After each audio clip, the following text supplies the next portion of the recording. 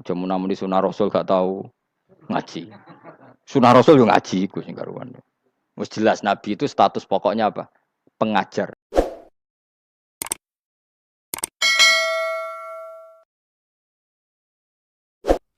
Bismillahirrahmanirrahim. Kalau kita menghidupkan sunahnya Nabi, ngaji maksudnya. Aja muni sunah Rasul gak tahu ngaji. Sunah Rasul yo ngaji iku sing karuan. Wis jelas Nabi itu status pokoknya apa? Pengajar. Apa? Masyhur itu.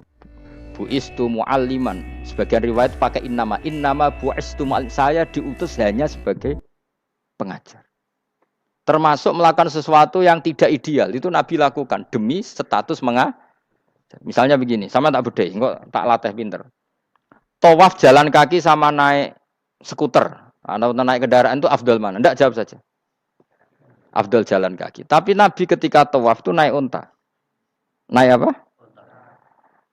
Sehingga ulama ijma tetap saja tawaf naik unta sama jalan kaki afdal jalan kaki. Padahal Nabi kalau tawaf itu, karena Nabi naik unta itu statusnya adalah mengajar, menunjukkan kalau itu sah. Jadi nilainya bukan enak-enak naik unta, tapi mensyariatkan kalau itu sah. Dong ya? Kayak saya pakai baju hem, dengan orang Arab pakai jubah. Mungkin cara Allah itu afdal saya orang Indonesia loh ya. Maksudnya saya ini orang Indonesia. Maksudnya saya orang Indonesia, saya ulang lagi. Bukan dengan status Habib atau ulama atau orang Arab. Guling-gilingan bahwa saya mengesahkan baju hem untuk sholat. Makanya dulu pernah di salah satu komunitas tabiin, saya ulang lagi tabiin. Itu semuanya pakai jubah, pakai serban. Jabir yang sahabatnya Nabi, termasuk Abdullah bin Mas'ud, dia datang ke masjid, jubahnya itu dicopot. Terus dia sholat tanpa pakai jubah. Sampai geger tabiin, ini gimana sahabatnya Nabi sholat kok pakai jubah, jubahnya dicoplok, dicendel loh. Terus dia sholat. Ketika sholat ditanya, ya sahibah Rasulullah, kok ini sahabatnya Nabi sholat pakai jubah kok malah dicopot. Supaya kalian semua tahu bahwa kita dulu zaman Nabi biasa sholat pakai sarong, terus diikatkan di leher, saking tidak menemukan jubah. Tapi itu menjadi penting supaya orang tahu bahwa syarat sahnya sholat tidak bergantung harus pakai jubah. Meskipun kita sepakat pakai jubah sunat. Kita selalu sepakat pakai jubah sunat. Tapi harus ada yang enggak. Kalau semua kiai pakai jubah, nanti satpam harus pakai, supir harus pakai. Karena kalau mau sholat jadi bingung. Ini barokahnya Jabir, orang tahu oh ternyata sholat itu yang paling pokok adalah nutupi aurat. Sama Rasulullah itu kadang tidak melakukan ibadah kelas paling afdol. Kayak tadi beliau tawaf naik unta. Tapi itu menjadi afdol karena nilainya mengajarkan bahwa itu sah. Paham ya? Terus beda. Perilaku sama pengajaran itu beda. Rasulullah itu enggak mungkin sholat lupa. Tapi Nabi pernah lupa. Andai kan Nabi tidak pernah lupa, kita tidak tahu caranya kalau sholat lu. Masyhur itu. Nabi pernah sholat hanya 2 rakaat. Terus beliau akan pulang. Terus sahabat diam semua karena mereka punya adab. Terus ada orang yang agak bedui. Aku sirati sholatu amnasita ya Rasulullah. Ini sholat model kosor apa memang kau lupa? Karena sahabat mulai dulu sudah ngerti usul fikih. Kalau ini duhur 2 rakaat, mulai besok berarti 2. Karena ngambil yang paling akhir. Zaman Nabi kan ada nasa manso. Kalau tak kemarin duhur 2, berarti duhur terkini 2. Terus Nabi balik lagi ke majelis. Mengkonfirmasi ahakun maqalau Dzulyaden, apa yang dikatakan Dzulyaden tadi benar. Iya ya Rasulullah, engkau tadi sholat hanya 2. Terus Nabi takbir menambahi 2 rakaat. Artinya apa? Kalau kamu lupa itu tidak harus mengulang dari awal, cukup bina meneruskan. Sehingga misalnya kita tawaf sudah 3 putaran, terus kita batal, ya kita wudhu saja. Mulai awal apa teruskan terus keempat? Keempat. Coba kalau Nabi nggak pernah salah seperti itu, kita tidak tahu cara ngelola kesalahan. Ya misalnya kamu tawaf terus batal. Kamu wudhu, nambah keempat apa mulai dari awal?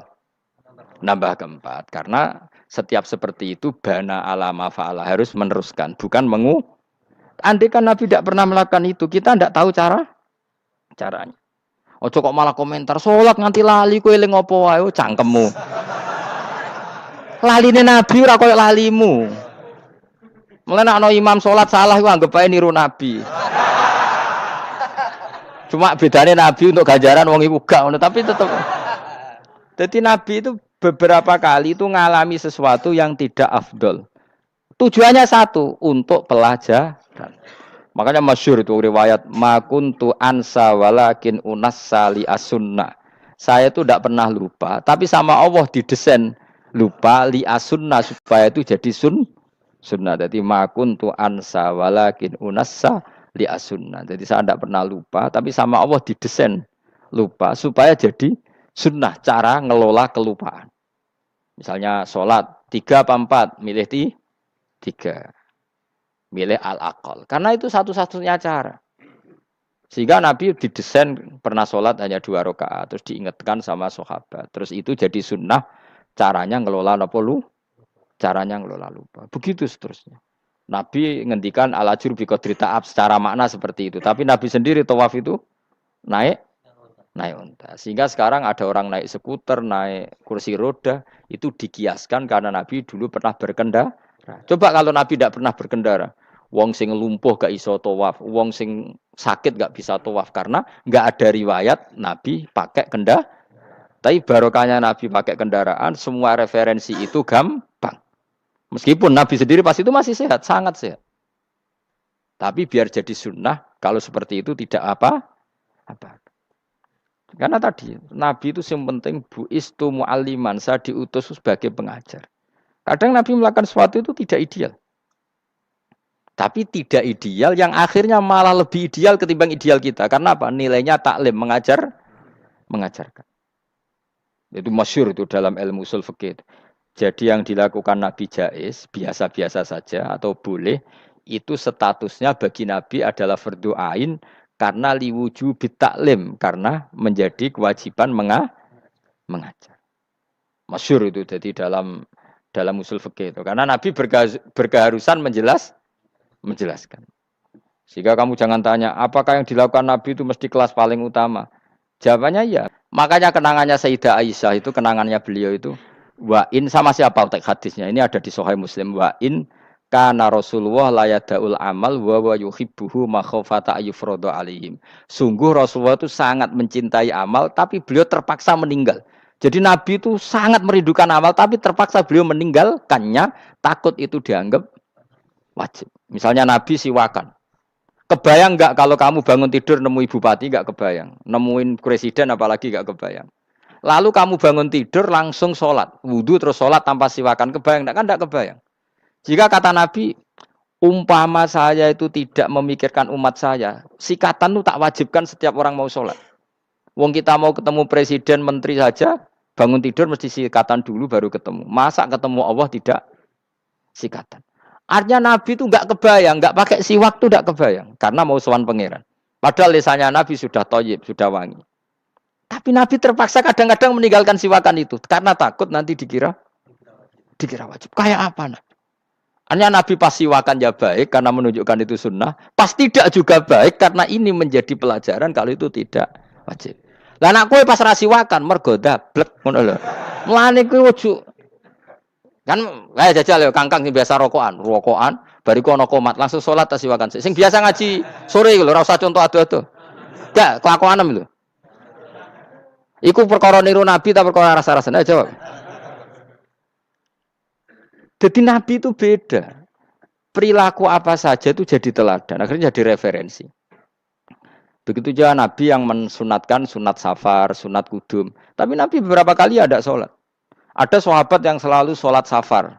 Kalau pergi sholat, kalau datang sholat. Sampai Nabi ya disalahno. Agama ora ngene iku, Cung. Aja nemen-nemen. Wala yusyadza hadatina ahadun ila ghulabu. Sing tenanan nyekeli agama, iku kok mesti kalah. Nak kalah terus bosen. Utawa tukang nyalahno wong liya.